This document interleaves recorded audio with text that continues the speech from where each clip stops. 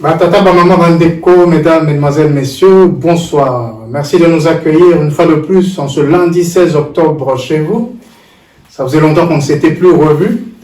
Je vous représente nos analystes politiques de toujours. À ma droite, Cornelis Nlandou, d'Agence Congolaise de Presse et rédacteur en chef de Onesha Africa. Cornelis, bonjour. Bonjour Patrick Yogo. Comment allez-vous en cette reprise d'année pour nous? Écoutez, comme vous le dites bien, on était en congé, on s'est refait la santé, ça va. Ça va, très très bien. À ma gauche, Pasteur Bobo Koyamba de MPB TV. Pasteur Bobo, comment allez-vous? Très bien, Patrick Yogo. Ah, voilà. L'actualité est très très chaude. Nous remercions et saluons l'équipe technique, notre IT officer derrière la caméra, toute la machinerie. Les sujets de ce jour, nous allons évidemment nous appesantir sur les 24 présidentiables, en tout cas ceux qui ont déposé leur candidature pour la présidentielle. Et nous évoquerons aussi la question de l'état de siège. Comme vous le savez, RDC Horizon 2023, nous restons toujours focalisés sur des dates qui nous tiennent à cœur. La première date est évidemment l'échéance des élections présidentielles et législatives. Nous sommes à 65 jours des élections. L'état de siège qui dure depuis le 3 mai 2021, nous sommes à 896 jours, c'est-à-dire 2 ans, 5 mois et 13 jours, mais nous allons revenir là-dessus. Et le territoire de Bunagana, depuis le 13 juin 2022, est toujours aux mains du M23, 490 jours, soit 1 an, 4 mois et 3 jours. Mais, tout en restant dans nos us et coutumes, Cornelis, avez-vous des points d'actualité, et je sais qu'il y en a beaucoup, qui vous ont marqué, mais deux simplement, et nous allons entrer dans nos thèmes de ce soir. Oui, écoutez, nous n'allons pas revenir sur les faits qui ont marqué l'actualité avant le congé, prenons plutôt l'après-congé. Alors, il y a un événement qui m'a spécialement marqué, qui est économique, mais aussi social. C'est le sujet qui concerne le projet que le président de la République, Félix Tshisekedi, a partagé avec quelques ministres, le projet qui consiste à faire du fleuve Congo une voie de navigation qui serait le prolongement des routes. C'est intéressant parce que, vous savez, prenons par exemple Kinshasa. Kinshasa est tellement bondé, il y a des embouteillages à n'en point finir, mais si, et d'ailleurs, à un certain moment, sous Mobutu, je crois, la société Chanik avait fabriqué une dizaine de petits bateaux qui devaient faire, j'allais dire la côtière, mais qui devaient faire le fleuve, le transport par fleuve pour... Cabotage, plonger. Exact, pour éviter les embouteillages. Il y avait aussi le train qui passait par Kingabwa, Massina, ainsi de suite. Et cette idée de faire du fleuve une voie active est très intéressante comme idée, mais évidemment, il faut sortir des promesses qu'on ne sait jamais tenir, parce qu'il n'y a pas que la voie fluviale, hein. Il y a aussi un projet dont on a parlé ici, le projet de Metrokin. Le projet a été appelé Metrokin, c'est-à-dire que c'est un rail qui devait faire pratiquement toute la ville de Kinshasa. Mais on n'a jamais vu le premier rail. Hein. Et donc, voilà. Donc les infrastructures, ça reste toujours capital, prioritaire. Oui, mais on attend. Exactement, on attend, on a de bonnes idées, mais on ne sait pas les concrétiser. Vous savez, la route Elengesa qui a été modernisée devait être inaugurée aujourd'hui. Hein. On devait l'ouvrir à la circulation aujourd'hui et n'a pas été ouverte. Voilà, alors j'ai un second sujet. Oui, le second sujet, il est un peu plus soft. Hein. C'est plutôt un sujet qui concerne le sport avec la formation de groupes pour la Coupe d'Afrique des Nations qui va se dérouler en Côte d'Ivoire en fin 2023, début de 2024 en Côte d'Ivoire. Alors la RDC est dans le groupe F avec le Maroc, la Zambie et la Tanzanie, qui est quand même un groupe assez soft, évidemment à part le Maroc, hein, mais il y a moyen pour nous de battre la Zambie et la Tanzanie, nous l'avons déjà fait, et sortir deuxième du groupe, possible aussi, et aller un peu plus loin. Donc nous avons au moins échappé au groupe de la mort, le groupe de la mort qui est Côte d'Ivoire, Nigeria, et ce qui sont des grandes nations du football. Il y a l'Égypte, Ghana, des grandes nations du football. On serait sûrement troisième si on était dans ce groupe-là. Et Cameroun aussi. Sénégal, Cameroun, qui est dans le groupe C.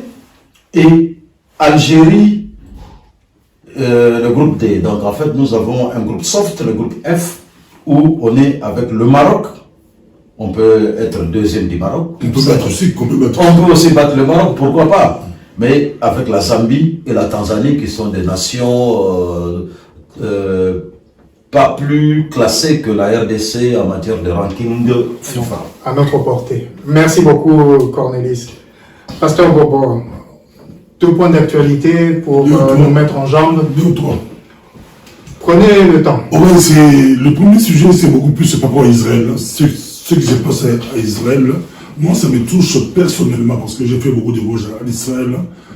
Même quand j'étais au Congrès, au bal du MR, j'ai croisé un pasteur que j'étais avec lui aussi en Israël.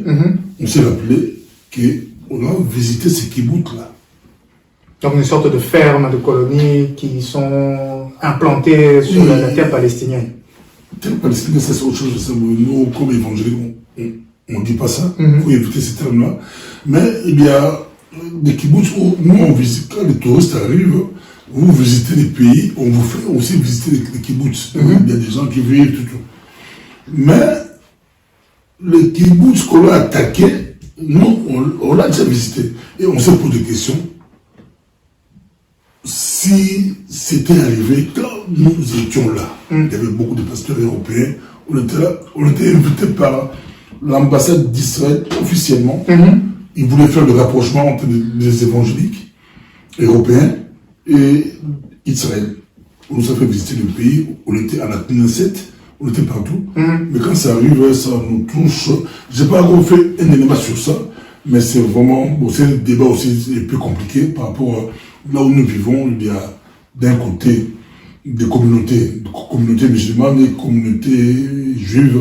C'est très compliqué. Mais je crois que ça mérite de faire une émission, même à RDC Horizon 2023, on peut l'évoquer. Parce qu'il y a des ramifications qui peuvent nous toucher, effectivement. Oui, ça c'est... Mais si on pouvait recevoir 2, un arabe et un juif, ça va nous faire aussi du bien, parce que c'est un débat très compliqué. Bon, on va y revenir. Moi, ça me touche personnellement, parce que j'étais là, j'ai visité là où ils ont attaqué. Et quand je vois, je dis... Deuxième sujet qui m'intéresse, c'est les Ouazalènes.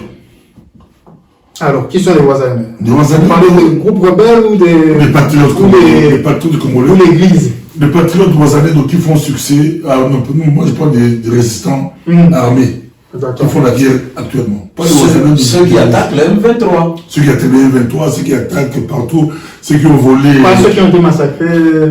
Non, pas.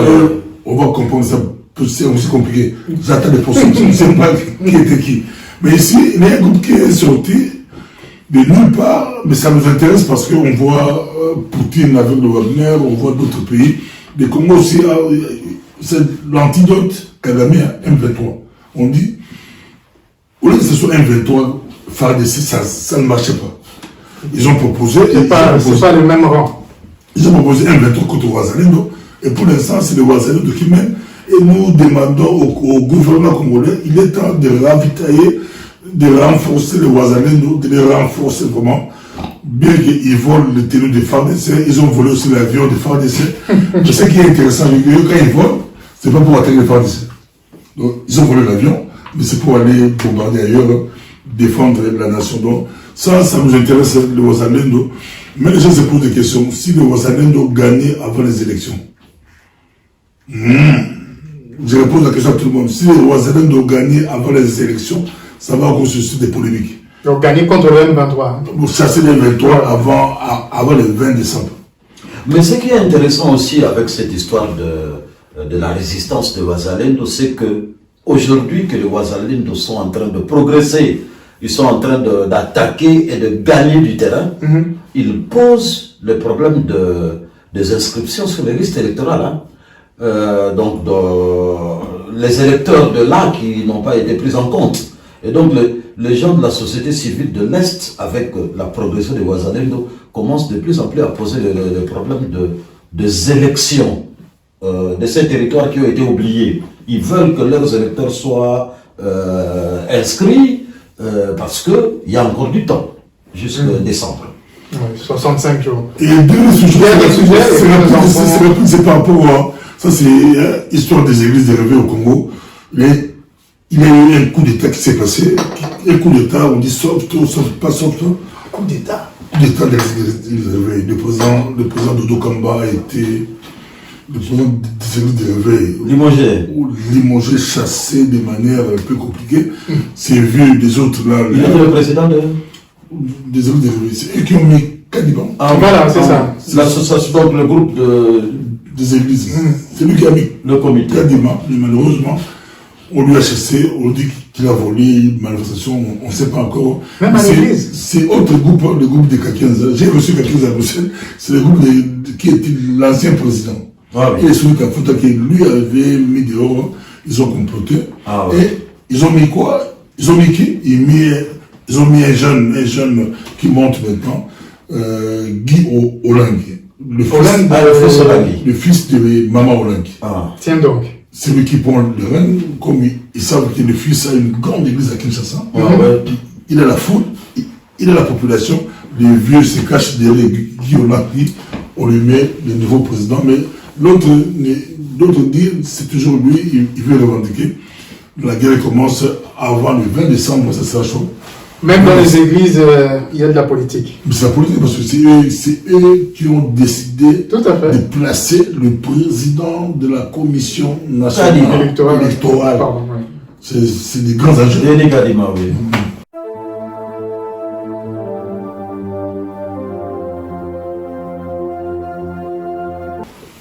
Très bien, merci beaucoup, Pasteur Bobo. Alors, entrons dans le vif du sujet. Comme chacun le sait maintenant, 24 personnalités ont déposé leur candidature pour briguer la magistrature suprême en République démocratique du Congo. Nous allons juste attendre que leur dossier soit traité, validé et peut-être invalidé pour certains. 24 candidats et lorsqu'on regarde, il y a un peu de tout. Étonnamment, il n'y a qu'une seule femme. Je crois que la seule fois où il y avait plus d'une femme, c'était aux élections de 2006, si notre mémoire est bonne. 2006, oui. Voilà. Nous voyons un écart d'âge impressionnant. Le plus âgé a 77 ans, 77 ans, et le plus jeune a 35 ans si nous ne nous trompons pas. Donc on voit un gap très très très grand. Alors, je vais commencer par Cornelis. Et à gauche, le pasteur Bobo. De préférence? Ah non. Parce que vous regardiez. Ah oui, ça va. Il est à gauche, mais. Voilà, c'est une face magique. Je regarde une face à droite. Oui. Alors, Cornelis. C'est bon jeu. Mais voilà. Quelques commentaires sur d'abord cet aéropage de 24 candidats. Oui, merci beaucoup, Patrick Yogo. Mais vous l'avez rappelé, hein, en 2006, nous avions 33 candidats. Et cette fois-ci, 2023, oui, c'est aussi un phénomène. Aujourd'hui, on a 24 candidats, presque le nombre de 2006. Avant, en 2011, il y avait très peu de candidats. Mais cette fois-ci, il y a un engouement que nous ne comprenons pas. Mais pour rappel, donc il y avait 33 candidats en 2006, oui. 11 candidats en 2011, oui. Et maintenant on est à 24, mais ils sont encore provisoires. Oui. Et c'était moins en 2018. 2018, 11. En 2018, on était à 21 candidats. 21, ouais. Alors, ce que je voulais dire, c'est que c'est quand même un phénomène intéressant, interpellant, parce qu'il y a même des candidats que les gens ne connaissent pas. Et il y a un grand nombre de candidats qui avaient déjà été là, avant, comme Seth Kikouni, le jeune Seth Kikouni, qui était également candidat. Oui, il y a également un gars de la société civile qui a toujours été candidat depuis 2006, qui est là, je crois, il s'appelle Katende, quelque chose de pareil. J'ai pas ma liste avec moi. Attendez. Donc c'est pas des politiciens, des vieux routiers de la politique, il y a des membres de la société civile. Oui, de la société civile. On voit l'ancien gouverneur de l'Équateur, Baende, qui pose sa candidature pour la première fois. On voit Floribert Anzoluni de la société civile, ainsi de suite. Donc en fait, c'est un aéropage intéressant et je crois que c'est la première fois qu'on a autant de candidats de la société civile. Est-ce que les politiciens ont failli? Sûrement. On va peut-être on va peut-être y revenir. Oui. Pasteur, vos premières impressions, 24 candidats, une seule femme, le plus âgé 77 ans, le plus jeune 35, et comme le disait Cornelis, beaucoup de membres de la société civile, mais il y a quand même 2 anciens gouverneurs, 2 anciens premiers ministres, etc., des députés, etc. Mais beaucoup d'avocats, des pasteurs. Bon, moi, ça première impression. Pour moi, c'était, j'ai vu 24, c'est peu, j'étais surpris de voir très peu comme ça 24, hein, parce que n'oubliez pas que la caution a diminué. C'est ça, on est passé de 100 000 à 65 plus ou moins 65 000 dollars américains. Donc, on devait avoir beaucoup de candidats. On s'attendait à beaucoup de candidats. Mais apparemment, ils étaient aussi beaucoup, hein, mais il manque de caution. D'autres sont venus avec leur dossier sans caution, sans argent. On a rejeté plus de, d'autres disent 30 candidats, 40 candidats, mais on a rejeté du monde. Donc l'argent pose problème, ça reste un obstacle à l'accès à la magistrature. A toujours été un obstacle. Si on ne mettait pas la caution, on peut avoir 100 personnes, tout le monde veut être président. À ce sens-là, c'est trop peu, même. Tout le monde veut être président. Même 1000. Tout le monde veut être président. C'est ce qu'on voit dans les candidatures. Et quand j'ai vu ça, j'ai vu Rex Kazadi qui est de la diaspora, un combattant de la diaspora. Il a eu ses 65 000, qui a osé poser la candidature. Je dis oui, ça c'est bon, il a osé quand même. Il est combattant, les gens qui crient ici contre la musique, contre Kabila, contre les autres, qui osent aller poser sa candidature. Je dis waouh, félicitations Rex Kazadi. Je l'ai reçu plusieurs fois dans mes émissions. Comme vous le citez, permettez-moi d'intervenir. Étant donné que cette fois-ci, la diaspora va participer aux élections présidentielles, disons pour République sud-africaine, Belgique, Canada, États-Unis, France. Et la France. Donc vous pensez qu'un ressortissant, entre guillemets, de la diaspora pourrait aussi récolter bon nombre de voix à l'étranger? Je ne crois pas. Je ne crois pas. Donc vous, Rex Kazadi, si vous déjà ces amis combattants boycottent les élections. Donc ces amis qui devraient nous voter boycottent les élections. Je crois qu'il ne faut pas qu'on perde de vue ce paramètre-là, que la diaspora va voter, en tout cas pour les 5 pays. Oui, la diaspora va voter, donc, mais ça sera le poids lourd. Oui. Parmi les 24, ça sera question des poids lourds pour que tu puisses sortir de la diaspora. Il y aura 2 ou 3 blocs qui vont se destiner bientôt, ça sera clair. C'est un peu comme partout, les États-Unis, en France, partout. Il y aura 2 blocs. Le bloc 1, c'est déjà clair, c'est avec le président sortant. Il est président sortant. Ouais. Félix Tshisekedi, il sera là, comme président sortant. Et deuxième bloc, ça va se destiner, ou ça se destine déjà entre plus ou moins, on dit Fayolo, Mukwege, Fayolo, un peu Katumbi. Bon, ça c'est bon. Donc il y aura un deuxième bloc, bien que d'autres experts, je ne sais pas si Cornelis est d'accord avec moi, d'autres experts, on propose même qu'on puisse avoir 3 candidats, 2 candidats de l'opposition, plus Tshisekedi. S'ils sont 2 contre 1, selon d'autres experts, les opposants peuvent tenir tête. Mais s'ils sont à plusieurs, ils seront battus, on dit à plat de couture. C'est plat de couture, oui. De toutes les façons, c'est encore des candidatures provisoires dans la mesure où ils n'ont pas encore été validées. Certainement, il y en a qui vont se retirer d'eux-mêmes, soi-disant en favorisant tel ou tel candidat. En faveur de tel ou tel autre. Reste à voir. Mais maintenant, dans cette configuration, est-ce que vous pensez qu'on peut voir une campagne vibrante, comme ça a souvent été le cas, les t-shirts, les calicots, etc., ici en Belgique, en France et partout sur le territoire national? Oui, avant de répondre à votre question, je voudrais quand même souligner un fait, c'est qu'il y a une dame quand même parmi les 24, hein, une seule, alors qu'on attendait deux. Il y a Madame Tokwaoulou qui a été la première à annoncer sa candidature, mais qui n'a pas déposé son dossier. Madame de qui vous là? Non, Tokwaoulou, ancienne ministre, ancienne DG ou DGA de la SNEL. Elle est handicapée ou qui voulait aussi. Ah oui, l'handicapé est originaire du Kivu, mais n'habite pas le Kivu. Elle habite, je crois, la France ou quelque chose, en tout cas à l'extérieur. L'handicapé à l'extérieur. Donc on est resté qu'avec une seule candidate. Une seule qui est Madame Ifoukou, je crois. Marie-Josée Ifoukou. Je pense qu'on va probablement la recevoir. Elle sera en Europe, si tout va bien, on va voir ça.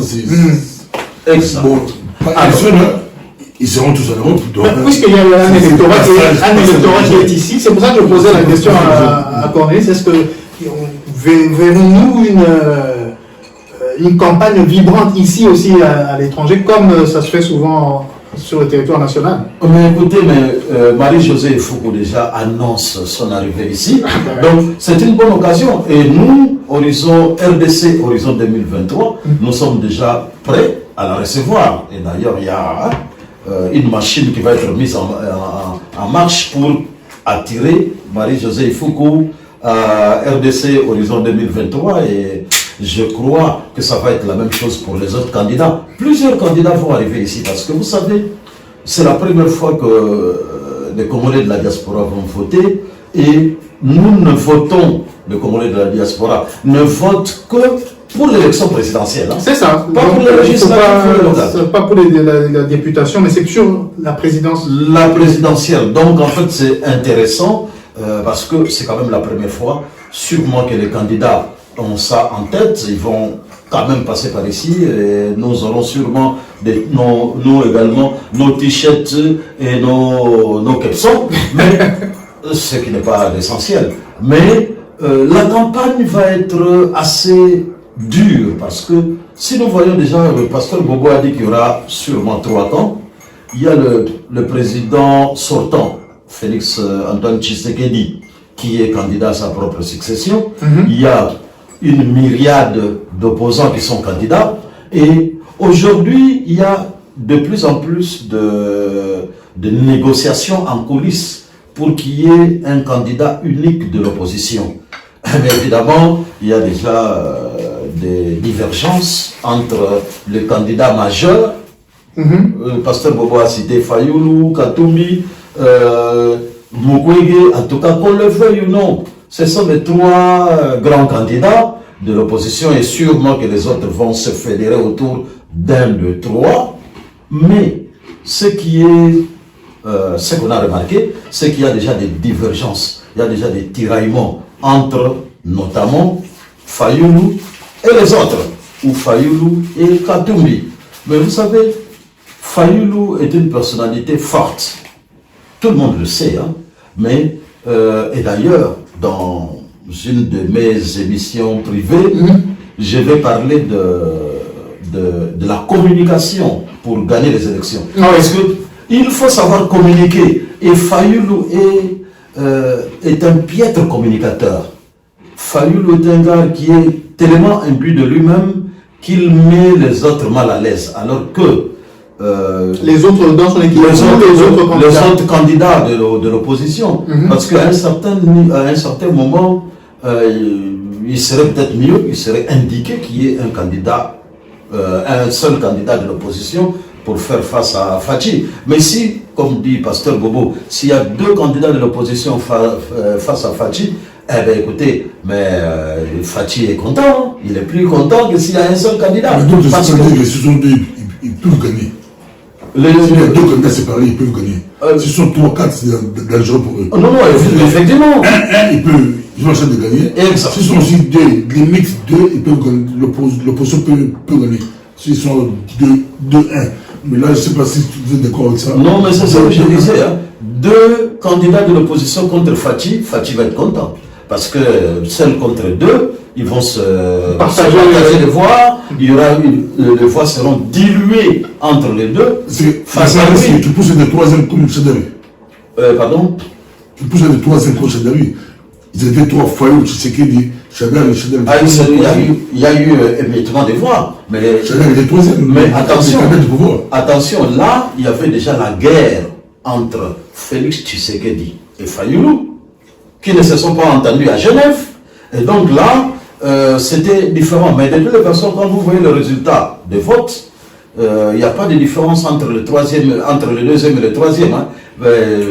Donc les résultats proclamés pour Félix Tshilombo, c'était 7 50 000 et quelques, et M. Fayoulou Martin, 6 366 000 et le 3e, 4 357 000. Et il y avait le 4e, un certain Sobora Boradjabo, avec 70 249 voix. On n'en parle pas, mais en fait, c'est le 4e. Et il est candidat aussi pour. Il a déposé sa candidature. Il était 4e déjà. Il était 4e déjà, oui. Ouais, voilà. Parce qu'on on regarde que les têtes d'affiche, mais il faut faire attention. Mais de toute façon, il faut oublier les élections de 2018. Hein, parce que nous qui sommes à l'extérieur, à la diaspora, nous bénéficions des circonstances aggravantes. Parce que nous avons vu, quand la CENI a proclamé les élections, il y a des bureaux de vote qui étaient encore ouverts. Et donc, je crois qu'il faut oublier les élections de 2018. Avec ce gars qui était 4e ou 5e ou 6e, je crois qu'il faut oublier ces élections parce que ça a été... Même Nanga lui-même, il s'est contredit par rapport à ça. Pasteur Bogo, justement, en parlant de l'ancien président de la Commission électorale nationale indépendante, il s'était annoncé candidat à la présidence de la République il y a quelques temps. Qu'est-ce qui s'est passé? Dans un pays normal, il mérite la prison mort. Pour cet homme aussi, il regarde, il est en Europe ou en Belgique, je ne sais pas. Pour moi, il devrait aller en prison. Donc, si le Congo, si vous ratez le pouvoir, vous êtes en dehors du pouvoir, vous devenez un vrai opposant, comme un peu John Nombi, qui veut devenir plus opposant que les opposants. Moi, je dis, il faut commencer à arrêter les gens. On le prend, on l'arrête. Mais pourquoi est-ce que le candidat en question, pourquoi on ne l'a pas arrêté pendant qu'il était sur le territoire national, sachant tout ce que nous savons avant même qu'il l'annonce lui-même? Oui, la justice était où pour... Oui, mais là, lui défendait que le président Félix a gagné le pouvoir. Et que le président Félix est au pouvoir. Tu ne peux pas arrêter quelqu'un qui a dit que tu as gagné le pouvoir. C'est Fayoulou qui disait qu'on lui a volé la victoire. Maintenant, quand il change, il a commencé à changer déjà. Quand il change des discours, il est au pays. Oui, il est au pays. On peut l'arrêter. Ouais. C'est ça ma question. Pourquoi est-ce que des individus de cette trempe passent entre les mailles du filet et puis se retrouvent comme ça? Parce que demain, ça se passe quasiment aujourd'hui, on a quasiment. Quand qui va nous proclamer un vainqueur, on va applaudir, les gens vont danser, quels que soient les vainqueurs, ils auront la fête. Et puis quand il 5 ans après, il revient encore pour dire que ce que je vous ai proposé là, c'était pas lui. Oui, parce qu'il est maintenant dans le projet Gaou, c'était pas Gaou.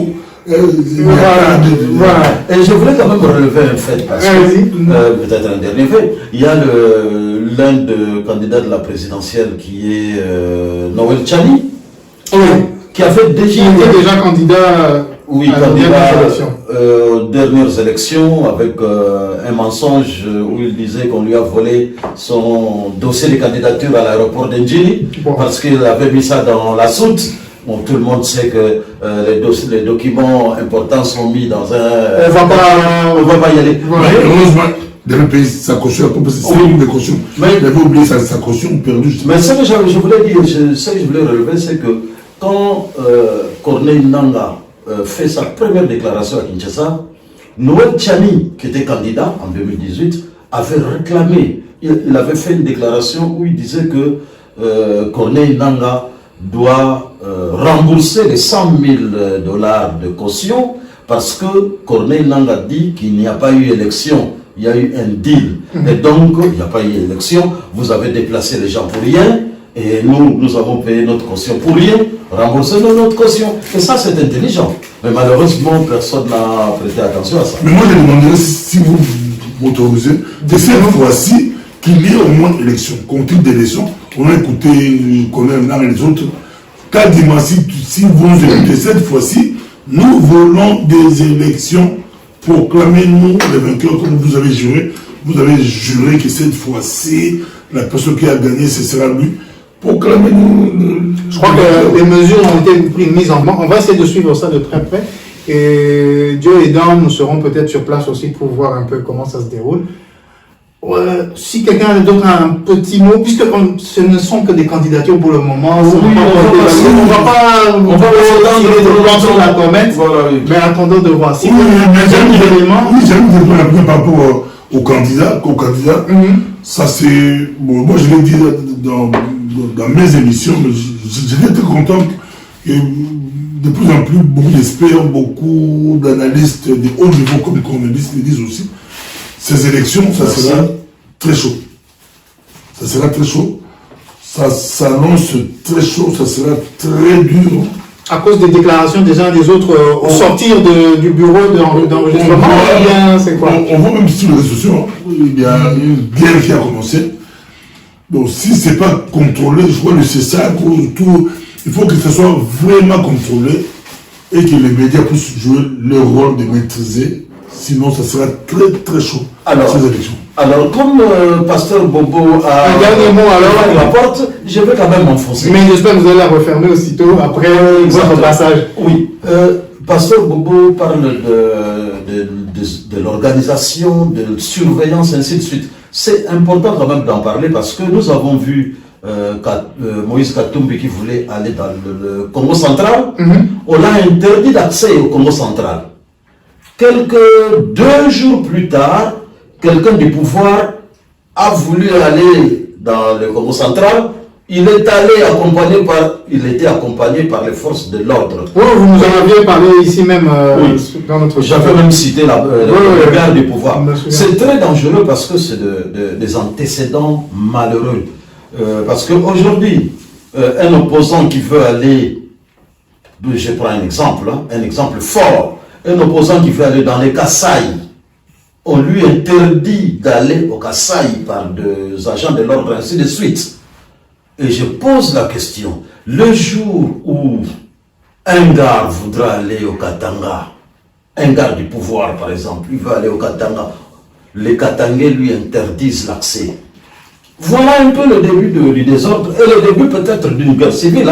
C'est dangereux, je crois que le pouvoir doit avoir ça en ligne de mire, que tous les candidats doivent avoir les mêmes chances, tous les candidats doivent être accompagnés par les agents de l'ordre de la même manière, et tout le monde a la liberté d'expression et de mouvement. Nous allons voir ça, on peut rapidement ajouter. Déjà 2018, au Katanga, il y a une photo qui a circulé, El Bazaïba, Fayulu et Mouzito. Oui, qui était attaqué au Katanga. Oui, il y a eu même des blessés. On les a empêchés. Oui. Bon, c'est pas ce qui s'est passé réellement. Aujourd'hui, El Bazaïba est ministre, Mouzito de l'opposition séparés. On ne sait pas si on saura la vérité, ce qui s'était passé réellement, mais ce que comme se dit, il faut tenir compte que ça peut barder, ça peut être... et puis quand on voit les réseaux sociaux, comment la guerre, les attaques...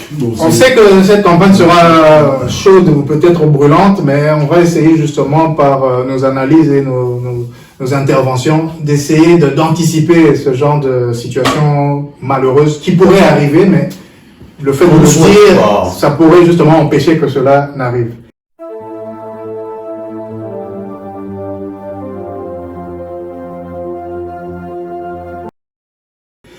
On va passer au dernier point, c'est-à-dire la question de l'état de siège. Nous l'avons rappelé d'entrée de jeu ici.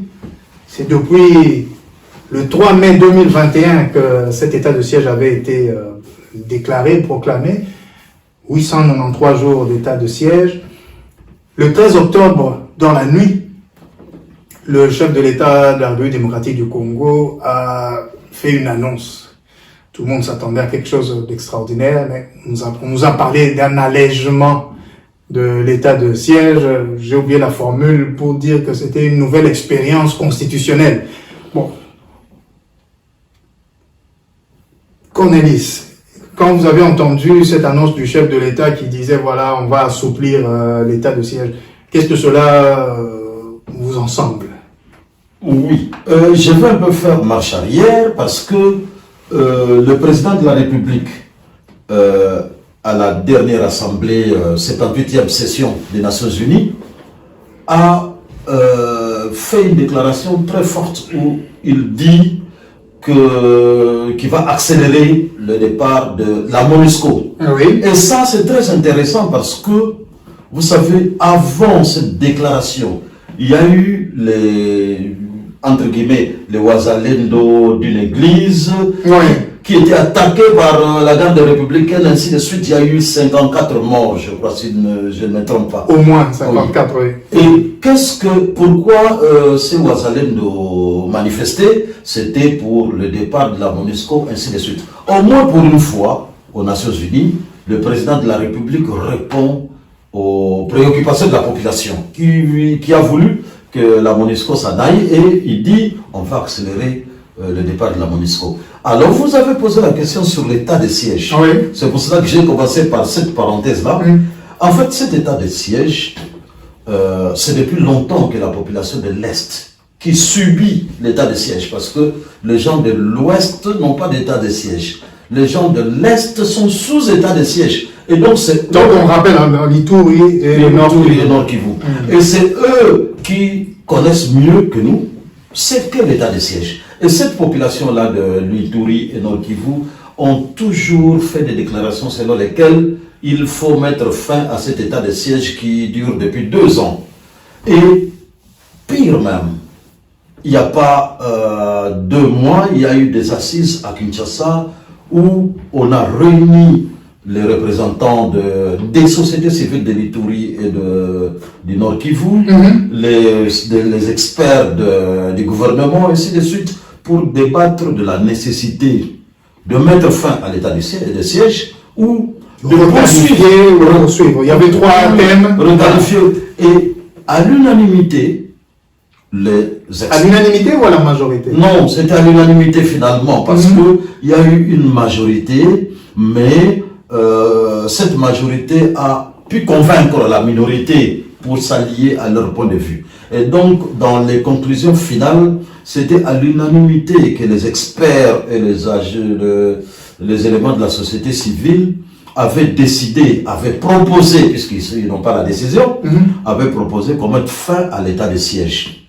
Mais malheureusement, quelques jours plus tard, alors que le président de la République aux Nations Unies répond favorablement aux desiderata de la population par rapport à la MONUSCO, curieusement, le Parlement ne suit pas la population. Le Parlement décide de prolonger l'état de siège, contrairement en contradiction avec le vœu exprimé par la population au niveau de ces assises-là. Ce qui est quand même interpellant parce que nous avons cru, et d'ailleurs la définition le dit, les députés sont des représentants du peuple, de la population. Mais pour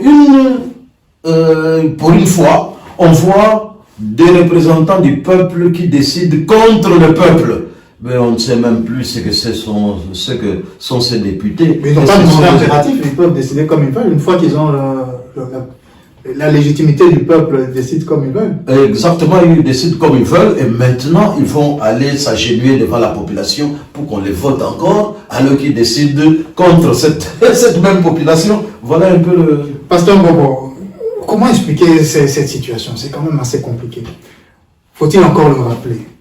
L'Assemblée nationale peut à tout moment mettre fin à l'état de siège en votant une loi, tout simplement. Pourquoi tout se, permettez du terme, ce tralala, de faire des assises, de discuter, de demander, on continue pas, qu'est-ce qu'on fait, tout ça? Et en mettant en exergue que l'initiative ou l'impulsion vient du chef de l'État, alors que ceux qui mettent fin à l'état de siège, c'est les représentants du peuple. Pourquoi est-ce qu'il y a ce jeu entre l'exécutif et le législatif, alors que c'est le législatif qui a la main, normalement? Oui, on est au Congo, c'est un régime, même l'opposant l'a dit que c'est un régime présidentiel, mais sur papier, c'est pas présidentiel. On est dans un pays, on demande à faire aussi capable des députés, comment on doit faire, il dit que le régime présidentiel. Donc, il va. Tu vois, donc, dans les faits, le régime est présidentiel. On le voit, puisque. Sur les faits, au Congo, le régime est présidentiel. Donc, on viole la Constitution. Merci que ce soit dit aussi clairement. Oui, oui, non, c'est très bien. Moi, mais ce que j'ai aimé chez Fachi ou chez Félix Tshisekedi, je préfère aussi. Il a aussi bien géré cette crise-là du Kivu par rapport à l'état des sièges. C'est un peu compliqué. On a une guerre avec un ennemi qu'on connaît maintenant, qui est Kagame, qui fait des choses. Il fallait mettre des militaires pour gérer la situation. Mais ce qui a précipité aussi la levée, je crois que c'est le massacre là. On l'a massacré à Goma. L'église de Ouazalendo. De Ouazalendo, je ne sais pas si c'est le vrai ou le faux, mais on a massacré on dit les Gomatraciens. Gomatraciens on a massacré. Ça, c'est bon, c'était. Si c'était dans les pays comme ici, on allait directement lever le siège. Oui, mais je veux quand même apporter une précision. On a massacré, mais il y a eu 58 morts. 58 morts. Oui, ça c'était au mois d'août. C'était ça la précision? Oui, la précision. C'est beaucoup.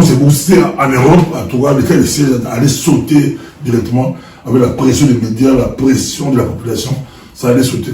Là, Tshisekedi n'a pas tort de maintenant, on a levé, avec le régime présidentiel, on lève ça. Non, à demi, mais on autorise la population à manifester. Ils ont été tués parce que c'est que les gens ne savaient pas que il ne devrait pas manifester, mais c'est sous l'état des sièges. Maintenant, on autorise. Les gens peuvent se réunir, les gens peuvent manifester.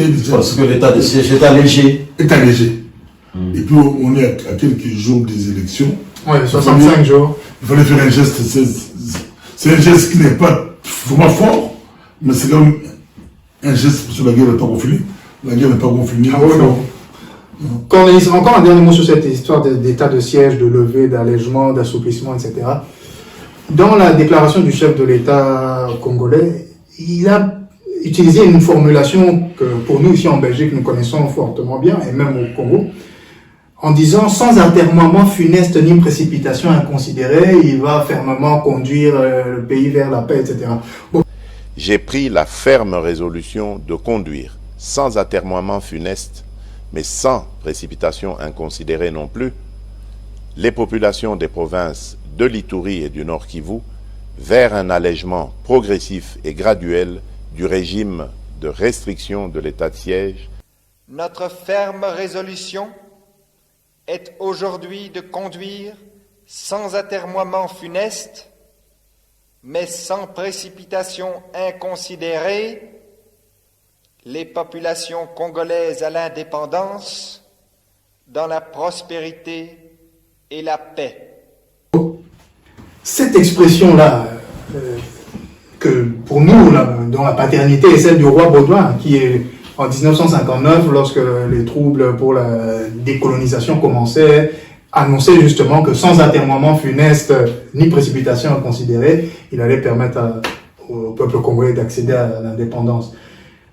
Quand vous entendez le chef d'État congolais répéter mot pour mot ce que le roi des Belges avait dit, est-ce qu'il faut faire un lien avec la Belgique? Y aurait-il eu une pression de la Belgique ou c'est juste que la formule était belle à entendre et le chef d'État congolais a repris ça de notre ancien colonisateur? Mais écoutez, il faut d'abord féliciter. Vous n'êtes pas le président de la République, mais je vous pose la question quand même. Oui, alors dans ma réponse, je disais qu'il faut féliciter le président de la République pour avoir fait sien ces mots du roi Baudouin prononcés en janvier 1959, parce que les deux situations sont similaires.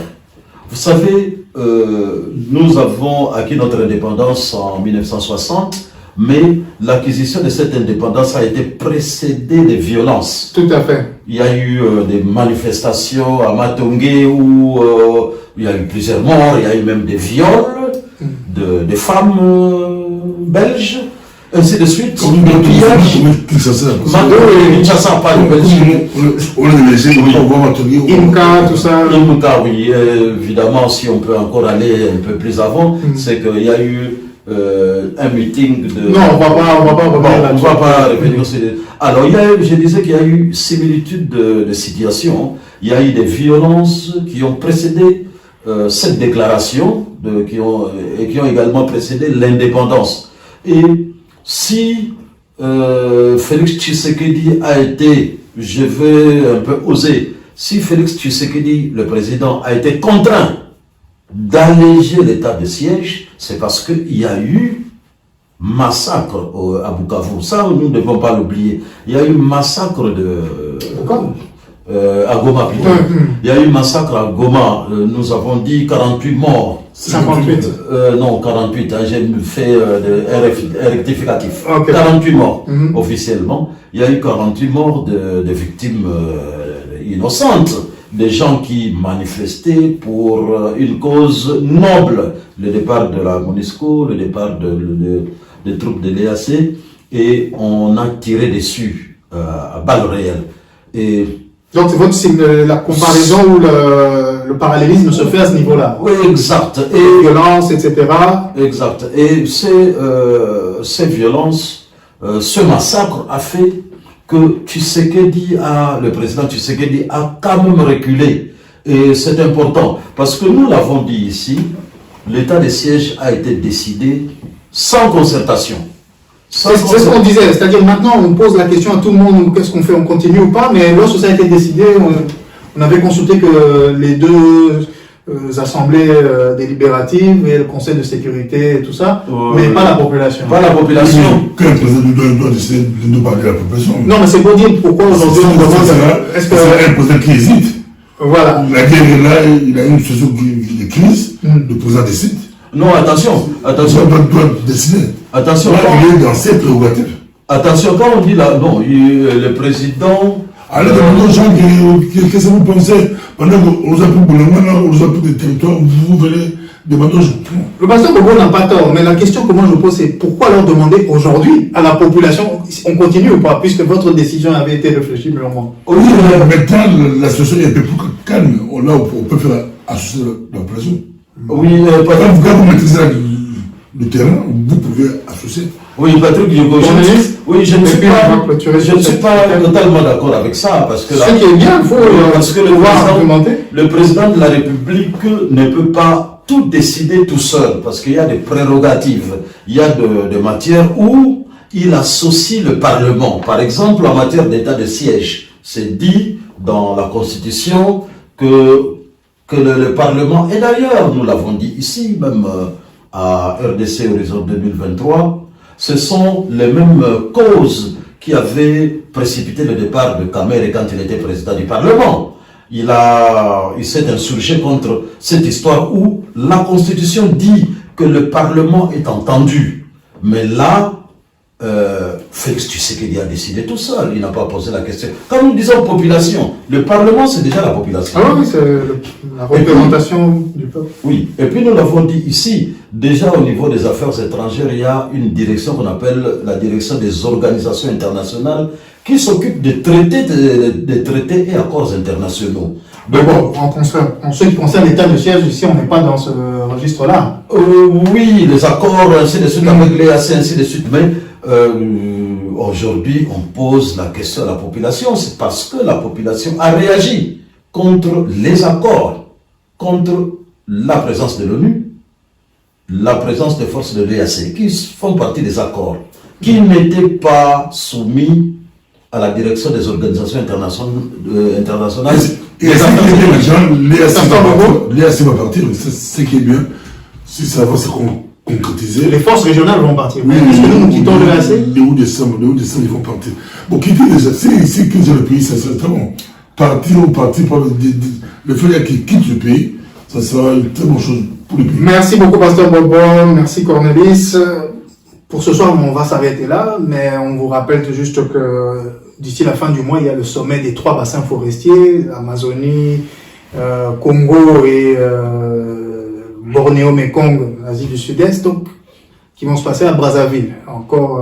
Nous serons encore sur les actualités les plus brûlantes à la fin de ce mois-ci. Je remercie encore notre IT officer qui fait en sorte que nous soyons à même de vous délivrer nos analyses de la manière la plus confortable possible. Un dernier mot à Cornelis et puis à Pasteur Bobo avant de clôturer. Mais écoutez, un dernier mot, vous m'avez pris au dépourvu, mais... vous pouvez remercier la population. Oui, un dernier mot, c'est juste que nous allons exercer pour une première fois notre droit de vote, nous de la diaspora, et c'est une occasion unique, hein, et nous allons voir un peu quelles seront les tendances, parce que la diaspora a toujours été étiquetée comme étant le bastion de l'opposition. Nous aurons l'occasion cette fois-ci de voir les tendances qu'il y aura dans les votes des ressortissants congolais de la diaspora, parce qu'il y aura quand même affichage des résultats. Et donc, c'est quand même intéressant parce que est-ce que la diaspora est pro-opposition? Est-ce que la diaspora est pro-pouvoir? C'est quand même des questions des questions intéressantes à poser. Voilà. Et je remercie évidemment les téléspectateurs de RDC Horizon 2020. Qui nous ont attendu un peu longtemps puisqu'on avait d'autres activités et des choses à faire, mais on est de retour et pour longtemps encore. Oui, parce que si je les remercie principalement, c'est parce que nous sommes revenus du congé, mais nous avons eu quand même une émission. Nous avons reçu le pasteur Amos David Moussoua, mais qui précisait qu'on ne le recevait pas en tant que pasteur, donc oui, plutôt qu'en tant que citoyen. Et on le recevait en tant qu'écrivain. Il a sorti un livre intéressant, je l'ai vu d'ailleurs ici, mais il a disparu. Il a sorti un livre. Le civisme et la morale. Et la morale. Comme garantie de une gestion publique. Mais je remercie les téléspectateurs parce qu'il y a eu beaucoup de vues. Et en tout cas, vous avez fait en sorte que votre chaîne RDC 2023 soit RDC 2020, Horizon 2023 soit visible. En tout cas, la chaîne est de plus en plus connue et moi je suis... Non, effectivement, nous nous associons à Cornelis pour vous remercier. Nous sommes à 65 jours des élections, on va être beaucoup plus régulier pour la suite. Pasteur Bobo, un dernier mot avant que nous ne... Merci beaucoup. Abonnez-vous et faites beaucoup de commentaires. Abonnez-vous, nous lisons les commentaires. Nous, on lit les commentaires et on peut discuter avec vous. Cornelis est là, Patrick et moi, on peut discuter avec vous. Mais un petit commentaire que je pourrais dire, c'est par rapport à l'attention, comme on dit, la diaspora va se dessiner. Il y a des tendances qui arrivent déjà. On voit la guerre qui se dessine déjà, des tensions. Entre plus ou moins deux camps de la diaspora. J'étais chez mon métier, je voulais comprendre, j'arrive chez mon métier pour autre chose, des routines. Oui, le médecin qui est flamand, il me pose la question. Bon, il était en train de me regarder l'attention, mais lui il me parle de Mukwege. Mukwege est candidat à Chambo là-bas. Je lui pose la question, pourquoi ne pas de Mukwege? Pourquoi Mukwege? Lui il me dit, écoutez sa réponse, mais n'oubliez pas qu'il est prix Nobel de la paix.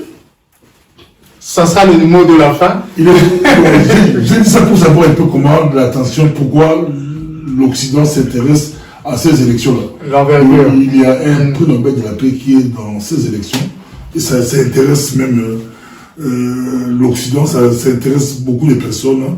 Ça sera chaud. Ça veut dire qu'il y a vraiment la société civile qui s'implique énormément en politique et nous espérons que ça sera pour le bien de toute la population. Merci encore de nous avoir accueillis. On se revoit très bientôt. Paix chez vous. À